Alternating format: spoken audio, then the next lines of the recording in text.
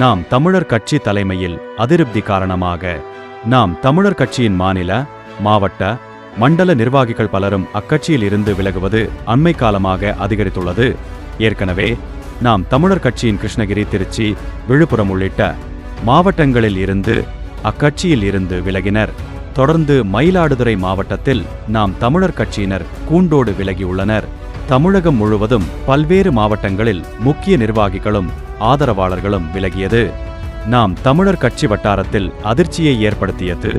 இந்நிலையில் மயிலாடுதுறை மாவட்டம் சீர்காழியில் நாம் தமிழர் கட்சி சட்டமன்ற தொகுதி செயலாளர் ஜவஹர் நெடுஞ்செழியன் தலைமையில் நகர செயலாளர், நகர பொறுப்பாளர், மேற்கு ஒன்றிய செயலாளர் உட்பட 30க்கும் மேற்பட்டோர் அனைத்திந்திய அண்ணா திராவிட முன்னேற்றக் கழகத்தில் இணைந்தனர்.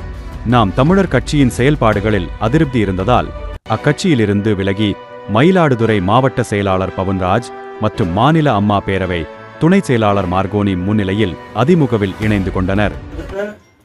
ஒரு ரூபாய் பணத்தை நாங்க எதிர்பார்க்காம எங்க உடலுழைப்பு கொடுத்து உழைச்சதுல எங்களுக்கான எந்த ஒரு அங்கீகாரமும் கிடைக்காம கிட்டத்தட்ட ஒரு கையேறு நிலையில நாங்க எந்த கனவை நோக்கி வந்தோமோ அந்த கனவு சிதைஞ்சு வந்து நிக்கிறோம்.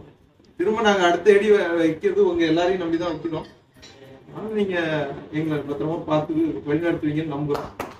புதிதாக இணைந்த நாம் தமிழர் கட்சியினருக்கு அதிமுக மயிலாடுதுறை மாவட்ட செயலாளர் பவுன்ராஜ் துண்டு அணிவித்து வரவேற்றார்.